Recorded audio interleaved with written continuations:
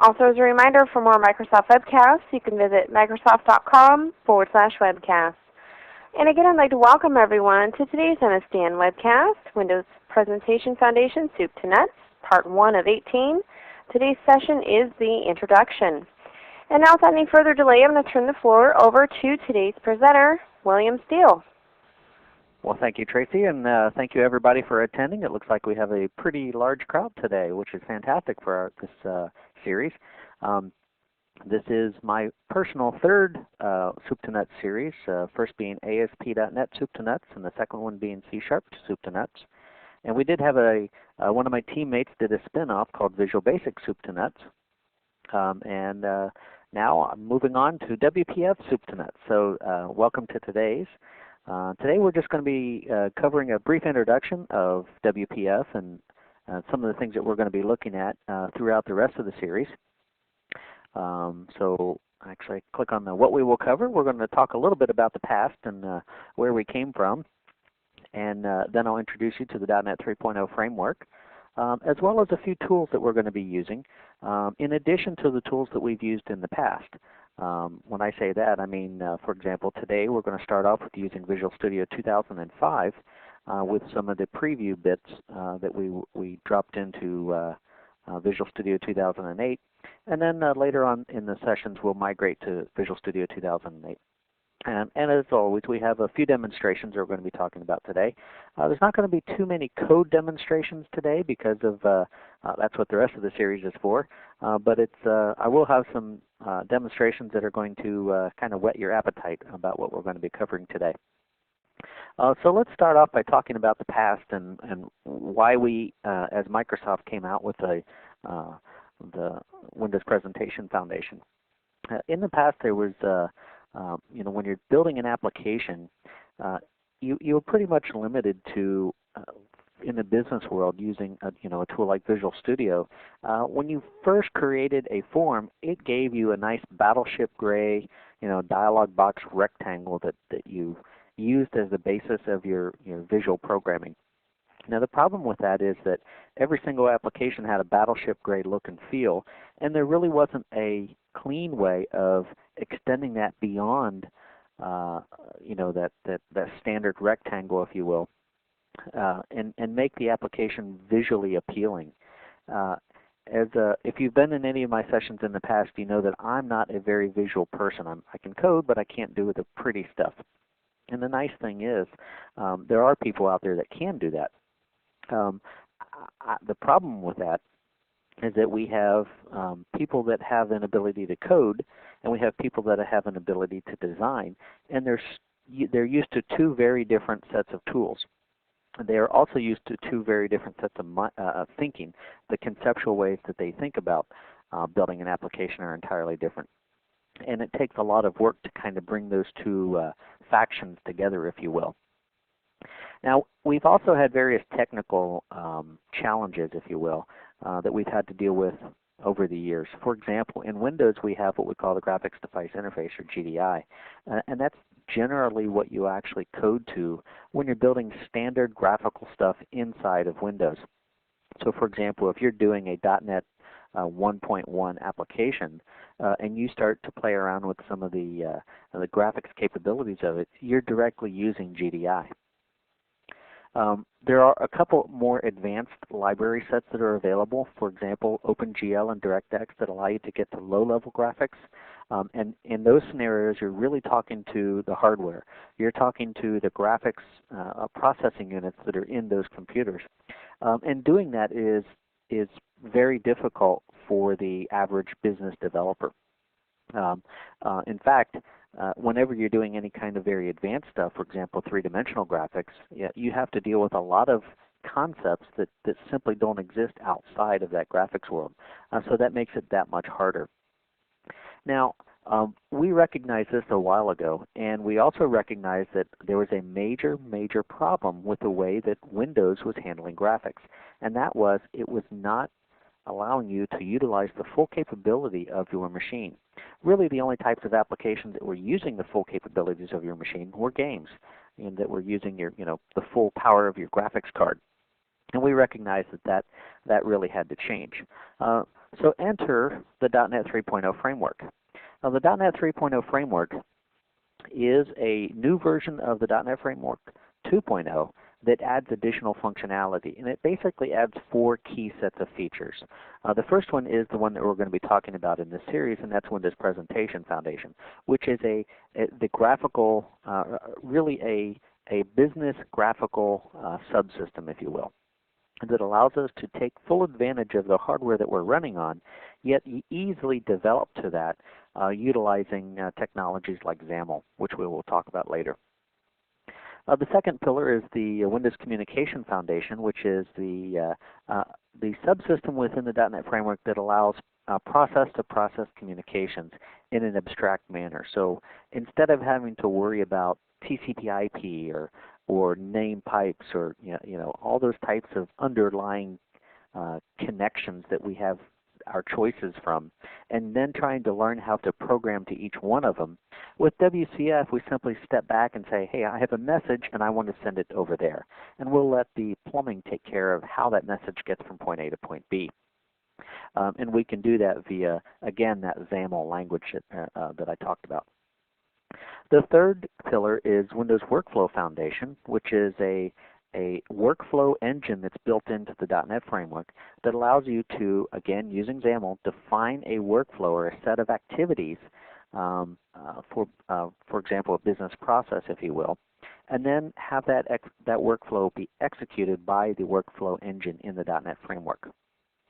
And the last pillar is a really cool pillar called Windows Card Space. And what this is it's an identity meta system that allows us to, I shouldn't say it isn't, it's Microsoft's implementation of an identity meta system that allows us to basically do away with things like username, password sets, and ensure or increase the security of the Internet in ways beyond what we're used to seeing. And you'll start seeing a lot more about that in the coming months. So let me go ahead and pop over real quick here and show you a few examples of WPF applications that we're going to be looking at throughout this whole series. In addition to that, I'm also going to be talking about where you can get additional information, and for example, where you'll be able to download my slide decks in the future, where you'll be able to download any demo code that I post. Now today, we're not going to have those available simply because I'm still waiting on some infrastructure items to be set up, but those should be available soon. So I'm going to pop over to my demo machine here, and as I move to the demo machine, you want to set your resolution to 1024 by 768 or greater. If you have your resolution set to that setting or higher, you can press the F5 key in your live meeting console, and that'll maximize your display so you can see my entire screen. Okay, so the first page that pops up is the Msdn events web page. This is the team that I am on. And we travel around the country, the United States, and put on live shows, typically in a movie theater in a hotel setting.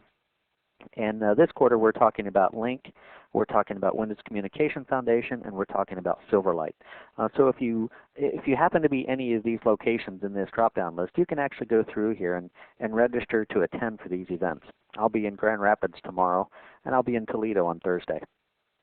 But one of the things I wanted to point out is something new that we've developed. You've asked and you've asked and you've asked, and we finally came out with it, a way for you to find all of our webcasts in one location. So if you go out to msdnevents.com, you can see down here we have this Webcasts tab. And if you click on the Webcast tab, it'll take you to all of the live webcasts that my team and I are putting on. And you can see that we have each individual webcast, their name, and as well as a link to actually get to register for it. So for example, if you'd like to see more of my webcasts, you can type in my last name and hit go, and you'll see all of the webcasts that I'll be doing in the next few weeks. So for example, next Monday I have Windows Eventing as well as another WPF Soup to Nuts webcast. That's a nice little addition that we've done there. You can also sort by presenters or sort by titles. There's quite a bit that we're working on, as well as not only can you see the future ones, but you can also go back and look at on-demand webcasts, things that were done in the past. Okay, enough of that. Let's go show a couple of examples. The first examples that I'm going to show you are actually going to come from the actual SDK, the Windows SDK for WPF. Basically what I did is I went out to Msdn, the Msdn.com, and I downloaded a bunch of the sample applications that they have out there, and I went ahead and installed them. And some of the nice ones that you can see here, here's one called Cube Animation. And Cube Animation is, believe it or not, a web application. I'm going to open it up in Visual Studio here, and I'm going to go ahead and execute it. And what it's going to do is it's going to actually launch a web browser. And you can see that in my web browser I have this URL that's pointing to what we call an XBAP. And we're going to be talking about what XBAP is in one of the sessions. But short, it's basically an XML binary application. What that means is it's a small executable that's running within the context of the browser that I can do things with. And you can see it's generated this image of all of these cubes that are arranged in cube patterns. But the nice thing is I can actually use my right mouse button and I can drag this cube around. Now I'm going to go really slowly so you guys can see it on the internet because I understand the refresh rate is going to be a little slow. But if I pulled the mouse very quickly, the cube makes a very, very nice rotation. And I can even animate that by clicking on the animate button, and it will automatically animate itself. So that's an example. That's a really nice example of a WPF-based application. Do not confuse this XBAP with Silverlight, which is an entirely different technology, by the way. And we will be talking about Silverlight in part of our sessions later on. But do not confuse Silverlight with WPF. One of the other ones that I wanted to show is this graphics calculator here. The graphics calculator is just that. It is an actual graphing calculator that they implemented entirely in WPF. And here you can see, as I maximize the display, that I do have my calculator. So 7718 times 1024, which happens to be, for whatever reason, this odd thing that I do to every calculator. 7718 is actually bill upside down, and 1024 is 1K. So I always multiply them, and just to make sure the calculator is working, it should always be this value right here. But then I can do some other things. For example, I can bring up a 2D parametric graph, and I can actually tell it to go ahead and graph that spiral. And it does a really nice job of it. I can even go into 3D and pick, for example, the torus, and go ahead and graph the torus. And you can see, using this very simple calculations, WPF was able to generate a very nice-looking toroid, even with the shading and everything in it. So that's a great example to learn some of the mathematical graphing capabilities. One of the others that we are going to be playing around with today is WPF Notepad.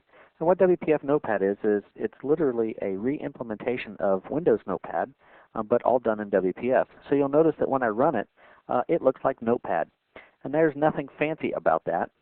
It does have a few additional options. For example, it has the ability to escape to C and escape to XML, which standard Notepad does not have. And it also has a rich text mode that standard Notepad does not have.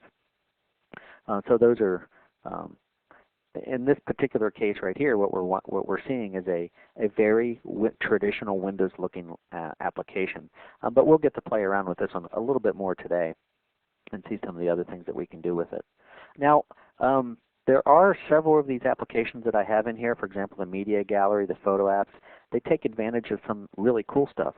But one of the things that most people overlook when we're talking about Windows presentation is the fact that Windows presentation doesn't necessarily mean a visual representation, but it can also mean a representation in audio. So I have a speech example here that actually will take, and I'm going to go ahead and, it will automatically take the application I built here, and here you can see my window.xaml, which we're going to be talking about the XAML in a little bit. This XAML is the extensible application markup language, which allows us to define basically the object hierarchy of our window. But as soon as this pops up here, I want to show you the code behind it. Here you can see my form.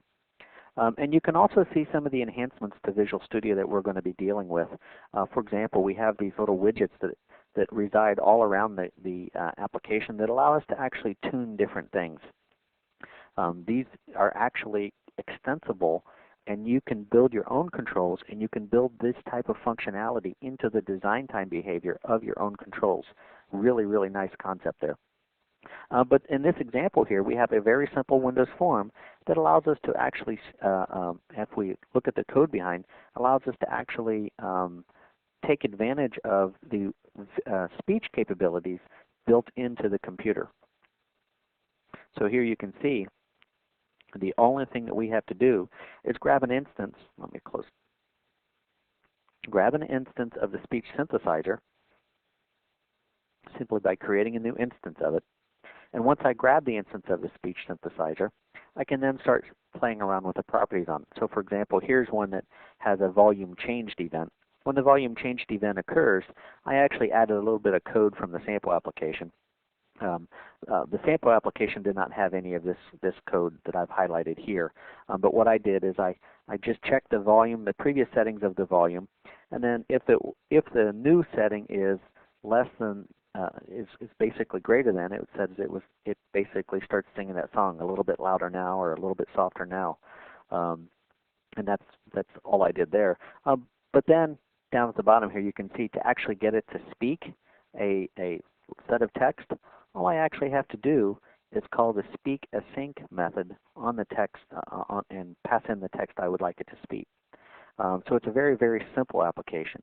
Now let me go ahead and see if we can get this to work just a little bit here. Hello WPF viewers. And I'm going to turn the volume up. And I'm going to put my microphone against here, and hopefully you'll be able to hear this.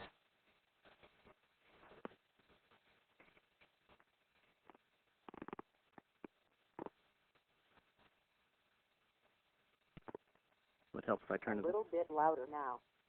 A little bit louder now. A little bit louder now. Hello, WPF viewers.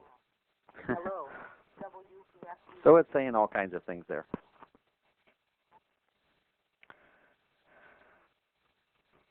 And that's one of those things that I find is kind of interesting. Presentation doesn't necessarily have to be visual, so we'll want to make sure we keep that into account when we're building our applications. That also is going to come into play when we start talking about things like accessibility.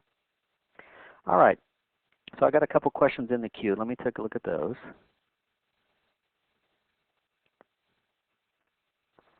Okay, Andre is asking, can I install the ASP.NET 3.0 without installing ASP.NET 2.0 and still get the functionality of ASP.NET 2.0? Actually, Andre, the question is a little misleading. The answer to this is going to be a little misleading. You cannot have the .NET 3.0 framework without having the .NET 2.0 framework, simply because the .NET 3.0 framework is built on top of the 2.0 framework. So you're automatically going to have the 2.0 framework. If you actually go into your IIS configuration and try to set up your website to use ASP.NET 3.0, it isn't there. It's always going to say 2.0. The 3.0 framework only contains those 4 modules that I talked about.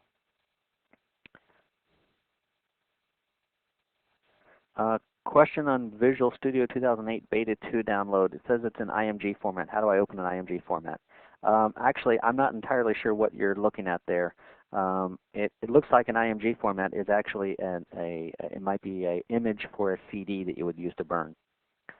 And Venkat is asking about a link to the samples applications, and actually that is I will be posting all that stuff on my website. And once I get the site set up, all of the demo code and all the links I'll be talking to will be set up for that. But those samples that I just showed you are simply I just took the demos off of the Msdn site about Windows Presentation Foundation. So if you just go out to Msdn and search for Windows Presentation Foundation, you'll find these samples in there. RK is asking if I could differentiate between an XBAP format versus the XAML format. And actually, that's a great question. The difference between XAML and XBAP, we're actually going to be covering quite a bit in the future, but the suffice to say is that if you think about the way C# is today, C# can be code or it can be compiled into an executable or an assembly. And basically we're looking at the same thing. A XAML file would be the code, if you will. and it will get compiled into something later on. The XBAP file is the compiled version of that XAML, so it is actually a compiled binary file. John's saying simply change the .img extension to a .iso, and that should help you using that. And do I lose any capabilities of WPF using it in Visual Studio 2005 instead of 2008? In fact, if you actually look at what I'm doing today, everything I'm doing today is going to be in Visual Studio 2005. The capabilities that you lose are simply in the design time experience, not in the functionality that you can produce. Visual Studio 2008 was designed with WPF in mind, so it has a lot of additional functionality that we don't have in 2005. But we can still edit and modify all of the WPF code that we're going to be dealing with throughout the entire thing in Visual Studio 2005. Just remember that Visual Studio 2005 was not designed for WPF. It came out obviously afterwards, and that what we have right now is support for some of the editors in Visual Studio 2005. They're not necessarily the full-featured editors, but for example, I can edit the XAML files. And Carl's asking, what do I need to download to get the 3.0 tools? All you have to do is download the .NET 3.0 framework. And RK's asking, can Firefox open XBAP files, and can IE open it too? Obviously, IE can open them, and Firefox can open them if they are configured correctly, if it is configured correctly. All right, let me go ahead and remove some of these questions from the queue that I've answered. And I'll leave these other two in here. We'll get back to those. All right, so let's talk about tools. A lot of questions are coming up about tools, and so let me start off by saying that we have two tools explicitly designed for WPF. The first one is Expression Blend. Expression Blend and the Expression Suite is a new set of tools that Microsoft has come up with for designers, so not necessarily for developers. What I mean by that is these are tools that a designer would be used to. So if you have a designer, a graphics designer that's used to using, some of the Adobe products or some of the, Photoshop-based products and things like that, they're going to be very familiar with these Expression Suite of products because this is the audience that we've targeted to. Now, the Expression products are definitely graphically oriented, so they're not geared towards code. In fact, if you use Expression Blend to try to look at code, it's automatically going to push that code over to Visual Studio and try to open it up in Visual Studio instead. Now, speaking of Visual Studio, we have announced Visual Studio 2008, and we've announced that it's going to ship, at the end of the year, beginning of next year sometime. I don't remember the exact dates that they said. But Visual Studio 2008, it was explicitly designed to allow developers to target the .NET 3.0 framework. So, with that said, it allows you to do Windows Presentation Foundation, Windows Card Space, Windows Workflow, and things like that. In our case, we're talking about Visual Studio 2008 for WPF, and we've got a lot of new designers built into Visual Studio 2008 to support WPF development. Now, somebody asked about the Expression Suite. The Expression Suite, I honestly don't know what the SKUs are going to be for Visual Studio 2008 at this point. So I can't go into that. I just honestly don't know. The neat thing about Expression Blend and Visual Studio is that one person can develop the project and the other person can edit it in their own tool. So we can have cats and dogs, like it says, living in harmony here. We've got designers and developers finally working on the same projects, which is something we've not had in the past. In the past, we've had designers that would do the graphics.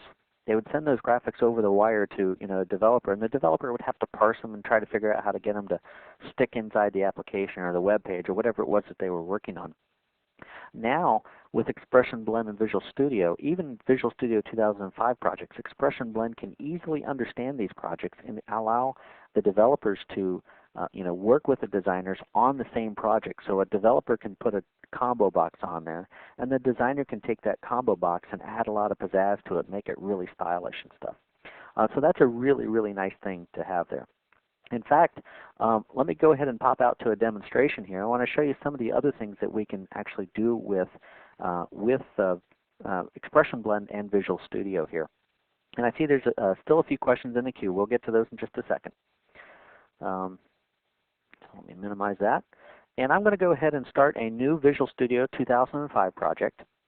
The project that I'm going to create is going to be a Windows Presentation Foundation application, and we'll call this WPF STN1. Create a directory for that. And what this is going to do is it's simply going to create an empty window, if you will. And my empty window is actually going to have a form. The basics of any application is going to be a base form. But you'll notice that the Windows form, instead of being called a form, is actually called window1.xaml. And you can see I have my form. If I go ahead and move this up, here you can actually see the actual XAML code that actually defines what this form looks like. And inside here we have a grid. Now inside the grid I can actually add items like, for example, a text block. Oops, let's unblock the firewall settings here. Text block. And we'll say, hello WPF viewers. And as I move off of this, you'll see that that text will appear up here at the top very magically. Hello WPF viewers.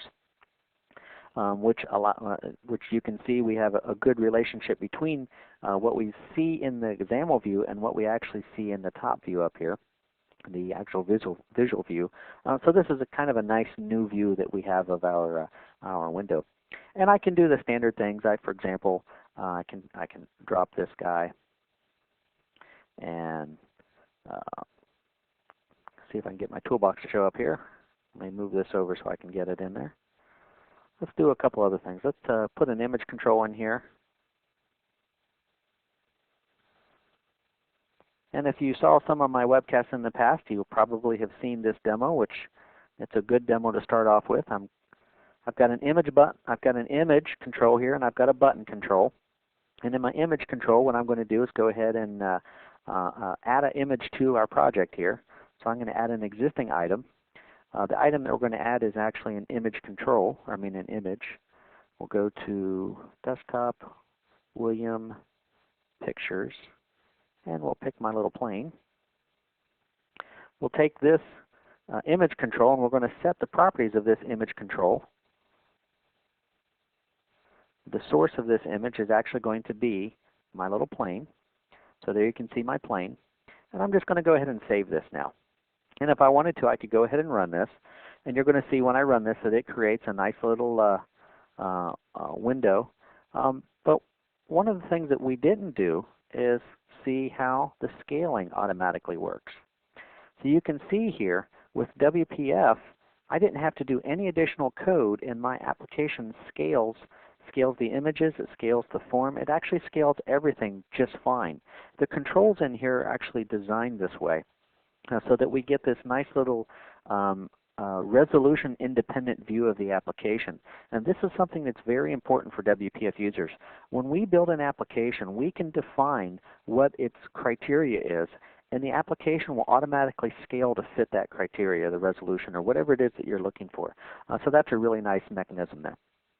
Now, some of the other things that we see here that you might not realize is that we have this way of declaring these objects as tags similar to the way you would do in HTML. So I'm declaring them. I'm actually setting up some properties of them here. So here's the source for this. And that's actually defining this. But what's interesting about it is we're declaring this, and it's actually getting compiled. It compiles into C# or into managed code, if you will. So the application is an actual managed assembly. So we have a lot of fun things going on under the covers. And don't worry if I'm going too far ahead of you right now. We're going to catch up to all of this stuff as we go throughout the rest of the series. But let me go ahead and take this project here and open it up in Expression Blend now. So I have the same project. I'm just going to close down Visual Studio, and I'm going to open up Expression Blend. Now I'm using Expression Blend, the free trial edition that's available on Microsoft.com right now.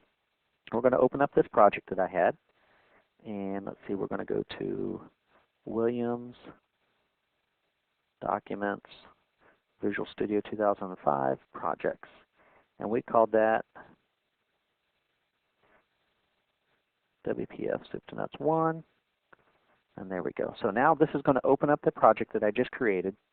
And there you can see my plane, you can see my button, and I can go through here and bring up the properties of the button and change the name of the properties. I can scroll down and see all kinds of interesting items about this. This says content. How about if we make it, say, spin plane? And there you can see that the buttons change. I can even do some really nice things like tell it that I like this button to have a gradient, and it's going to go from a, let's see, set the different colors for our gradient here.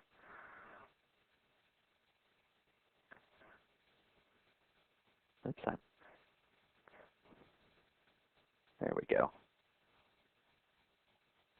And we'll set this one. So there, a good graphics person would have been able to do that a lot quicker than I can, but there I've set a nice gradient on there. Now in this case I actually chose a vertical gradient, but there are other options. I can actually make this gradient slanted, and I can change the different brush types to whatever I want to here. So I can make this look really neat there. So now I have my background with a gradient from black to white, and I have my button with a gradient from white to blue. And then I could, if I wanted to, just go and test the solution right inside here, and we would see that that would actually execute just fine. But what I'm going to do is I'm going to continue with this, and I'm going to grab this image right here, and I'm going to do one other really cool thing. I'm going to make this item a 3D image. Now we see that the image really didn't change when I did that, except for in the Objects and Timelines window here, we just created a whole bunch of new items that are inside here. So I have my image container, and inside here I have an image. And as I click on the image, you can see I get this new little three-dimensional control functionality here. This three-dimensional control functionality allows me to do things like grab a hold of this image and actually rotate it into the third dimension here. And you can see how that graphic actually stands out from the surface of that. So what I'm going to do is I'm going to take advantage of that, and I'm going to create a timeline, and we're going to call this spin plane. And what it's doing now is it's going to allow me to create a timeline for spinning this actual plane. So I'm going to start at 0 seconds, and I'm going to add a keyframe there, and then I'm going to move to 1 second, and I'm going to add another keyframe. Now I'm going to play this out, and we see that nothing happens. But with the cursor on the 1 second, I'm actually going to grab this, and I'm going to rotate this 90 degrees to the horizon here, or approximately 90 degrees. And you'll see now when I play this, we actually get a nice little rotating animation. And that rotating animation is something that you can see I did with absolutely writing no code, simply by taking advantage of the tools that Expression Blend is providing. So now what I'm going to do is I'm actually going to tie this spinning of the plane to the clicking of this button. And here we have a few events in here. I'm actually going to remove this event there. And I'm going to add a new event that when, actually let me click on the button to get it, add a button event. So when this button is clicked, when the button is clicked, I want it to go ahead and raise or execute this spin plane timeline. So when button 1 is clicked, spin plane begin. And I can now save this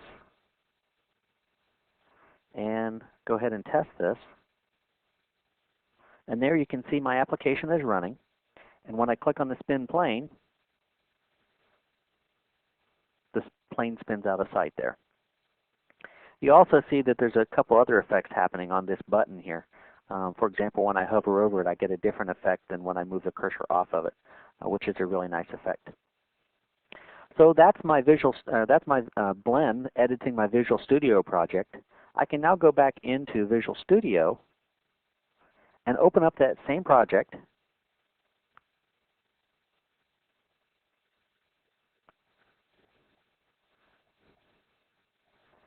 When it opens this up, it might have an issue with the viewing, the presentation of it, simply because of the build that I'm using.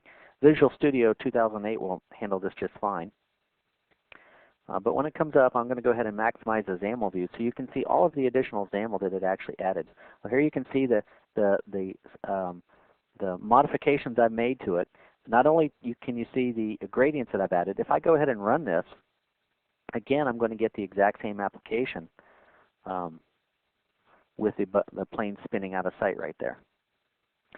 Let's go ahead and maximize the XAML view here. In the XAML view, you see that it's actually added that item called the storyboard, and that we called spin plane. Now in the spin plane item here, you can see that it has these items in here called spline rotations. And these spline rotations are actually what actually rotate the plane. So what I'm going to do is I'm going to take that, I'm going to copy one, and I'm going to paste two more into there. And at 1 second plus a very, very, very slight detail, I'm going to make this go to 90 degrees. So it's going to rotate 180 degrees almost instantaneously. And then at 2 seconds, I'm going to have it rotate all the way back to 360 degrees. So I've just added two more keyframes to that animation that's going to allow that plane to spin completely around and then rotate back through. So that when the plane actually spins, it's going to rotate through 180 degrees, rotate through 180 degrees, but the second 90 degrees of rotation, it's actually going to come back into view, so it'll restore the view. And there you can see how that actually works. So that gives you a really good example of how you can actually use both of the tools to actually work on a single application. In this case, I could have also added any type of code that I wanted to behind the XAML code. So for example, here we can see the code behind, which is the standard code behind for like you would build on any application. So any events that I wanted to add, any business logic, all that stuff exists here just as if it was a standard C# Windows-based application. But I now have the ability to really, really make it a nice looking app from this point of view. All right. So let me go ahead and pop back over here. We still have a bunch of questions in the queue here. Let me pop those up and answer them. Venkat's asking, is Silverlight a subset of WPF? Silverlight started as a subset of WPF. However, it took an entirely different direction. And WPF is the Windows Presentation Foundation, which is built into a Windows-based machine. Silverlight is a platform-independent media player. It's really a media and rich interactive application, a web-based application container, if you will, that runs inside of a browser only. That's what it's designed to. It's cross-platform, which is the really big difference between it and WPF. WPF is a Windows-only thing, where Silverlight is something that will run on any platform. Now, with that said, Silverlight does not take full advantage of everything that's running on the machine where WPF can. For example, WPF can do this very intricate 3D stuff. Silverlight can't do anywhere near the 3D capabilities that WPF can. It's a lot harder. Can the Express editions of 2005 work for WPF? As a matter of fact, yes, they can just fine, Andre. I cannot talk about Express 2008 because I don't know about that yet. When is Expression Blend expected to be released and will be included in Msdn subscriptions? Expression Blend is already available right now. You can go out and download the trial edition. In fact, what you saw me running today was me downloading the trial edition and installing it today. Will it be included in Msdn subscriptions? I honestly don't know about how that works.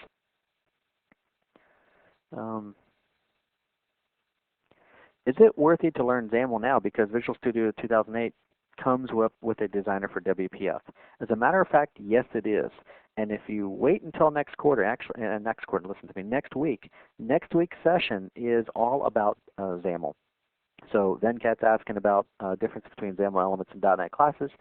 Hold off until next week because that's what next week's session is all about. And yes, XAML is still relevant. However, just like we do in Visual Studio today, there's a lot of things that we abstract out of the way through the designers. But if you want to get down and actually understand what's going on, then you definitely want to understand XAML. In your opinion, what is one good WPF book you recommend? Actually, there is a book called Windows Presentation Foundation Unleashed, and I honestly can't remember who does it. It is an orange book. It is a fantastic book.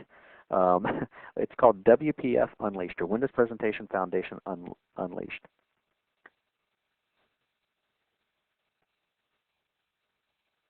Why is the blend tool look so blend? Okay, I don't understand that question, sorry.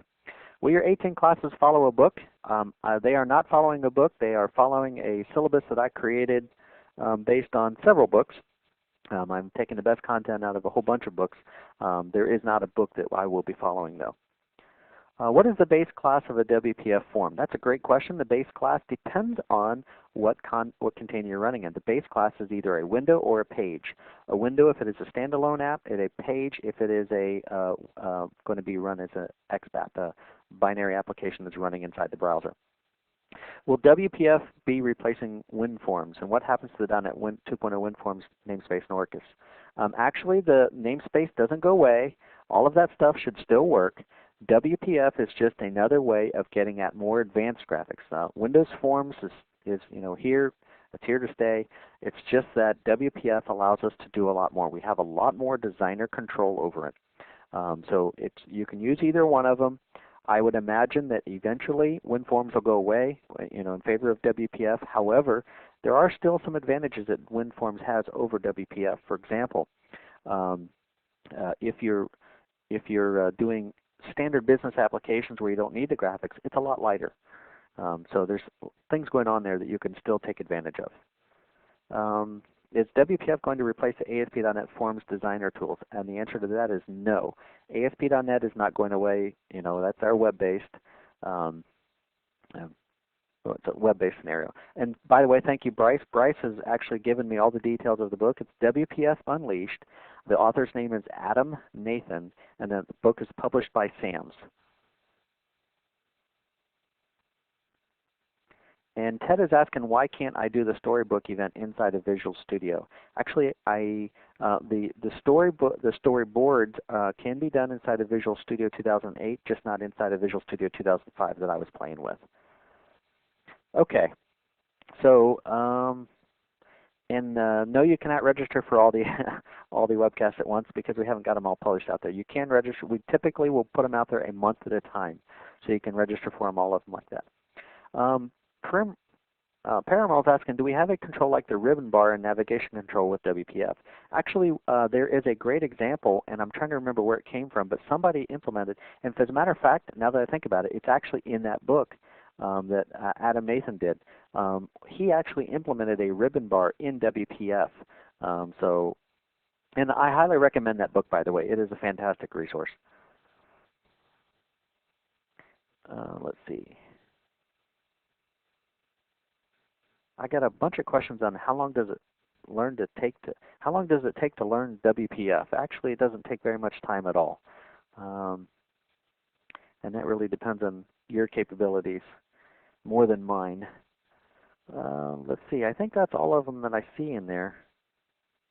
What's new in Blend August CTP Blend 2.0? Okay, so we've got an August CTP for Blend. The latest edition, some of the things that it adds are things like the ability to do Silverlight stuff. At least I believe that's the case. I've been playing with it for long. I honestly don't remember what the individual builds are that I've been using. So I got a great question here. Can I load a bitmap and save it as a vector graphic?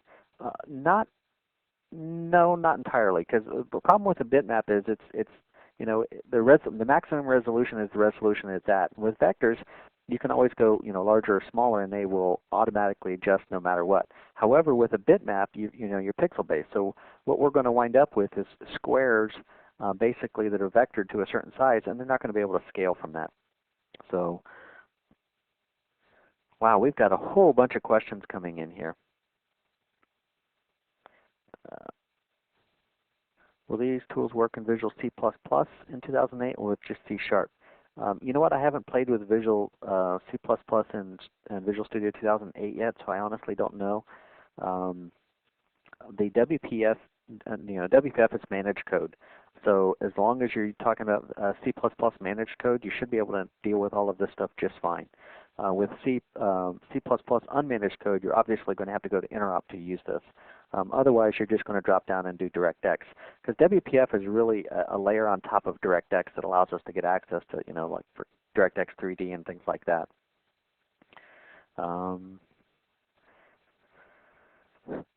And Mark has got a question here that's actually really good. This one kind of ties between Silverlight and WPF.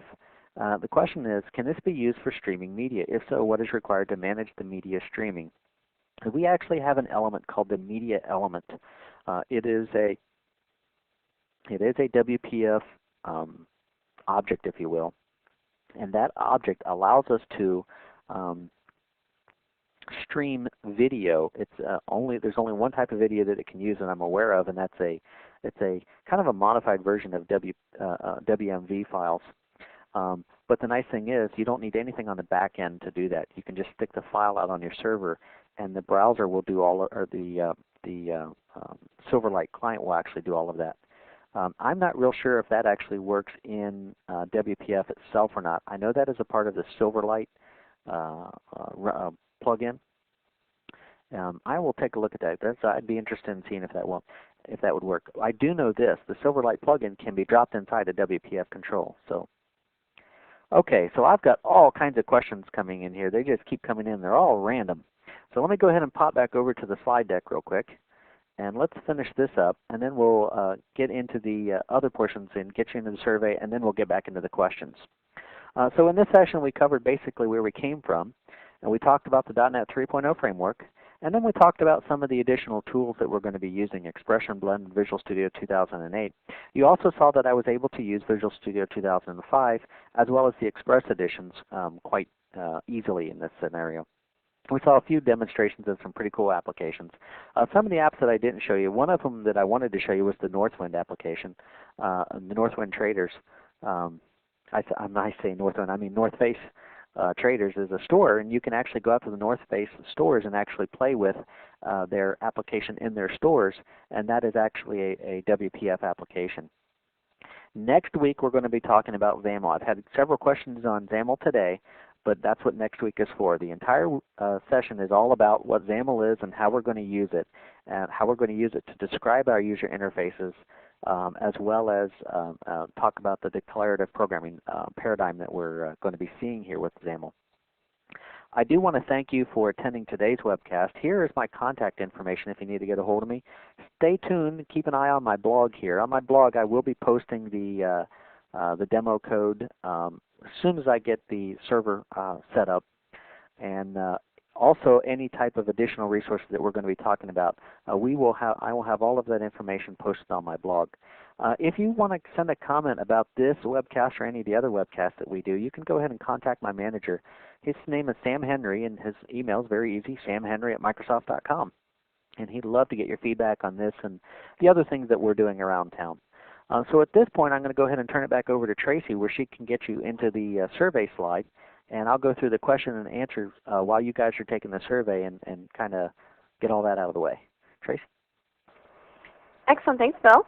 I do want to remind everybody that for more information, you can print a PDF of today's session. To do that, just go to the File menu in your upper navigation bar. Also, please feel free to continue to submit your questions into the Q&A panel. You just want to type your question in and hit that Ask button. Also, I'm going to be posting a survey here in just a minute. If at all, please take a moment to fill that out before you log off. We do appreciate your feedback. As a reminder for upcoming and previously recorded webcasts, you can visit microsoft.com/webcast. You can go here to access this webcast, which will be available for download in about 24 hours. Now, if you have any webcast content ideas, something out there that you'd like to see and haven't yet, we'd love to hear from you. Please take note of this link here. And for anybody who's interested in receiving a free 14-day trial of Microsoft Office Live Meeting, you'll want to visit microsoft.com/presentlive. And now here's the survey from our session today. Please follow the blue links provided to complete today's webcast evaluation. And Bill, is there any questions left that you wanted to take a peek at? Yep, I got a bunch of them in here. Okay, so there's a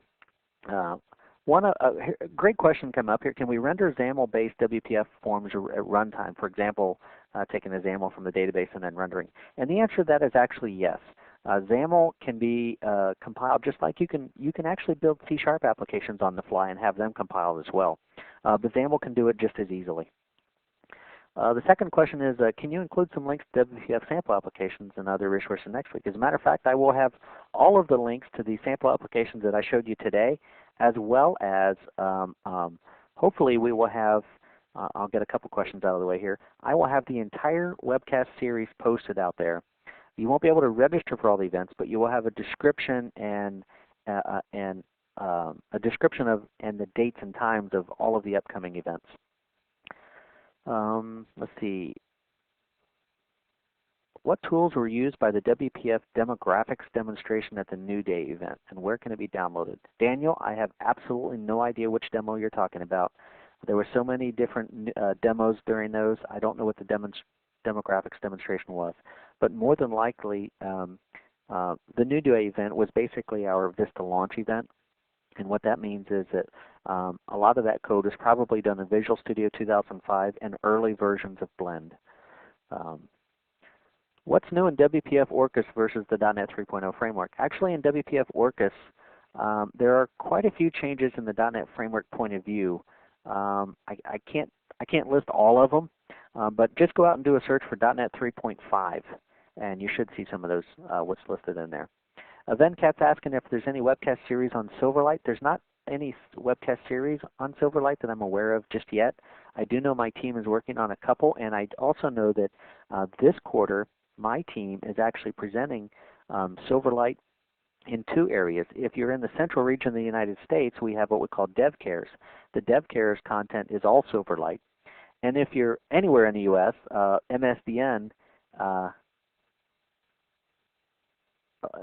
anywhere in the U.S., the Msdn series this quarter is one of our sessions is the Silverlight session. Do I have to install additional programs to make the .NET framework show up as an option in Visual Studio 2005 when you create a new project? As a matter of fact, we had some, yes you do. You have to install the actual, we had some helper designers that you could download from MSDN to install in Visual Studio to create those projects. You can also just download Visual Studio 2008, the beta, and all of that's already included in there. And Andre, what tool should be used to create a workflow or a card space project? That's very simple, Visual Studio 2008 with the .NET 3.0 SDK. With Blend, can a developer do graphics? Can dogs become cats? Well, Blend does not, Blend cannot give talent to somebody that doesn't have it in that area. So, however, it is a tool that allows a developer, if a developer has the capability to do graphics, then they can make their applications look better with it. I personally am not one of those people. However, I have a buddy of mine who is very good at graphics that I would never let anywhere near any of my code. And him and I work together just fine.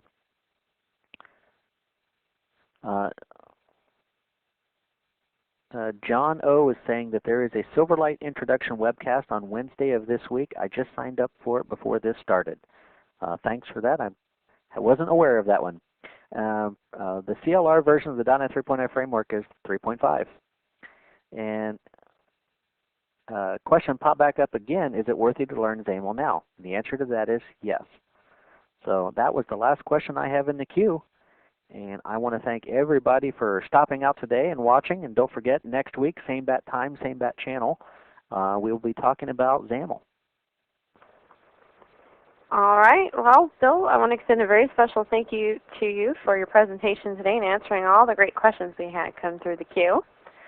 Well, ladies and gentlemen, this is going to conclude today's session. You may now disconnect from the audio portion of today's presentation.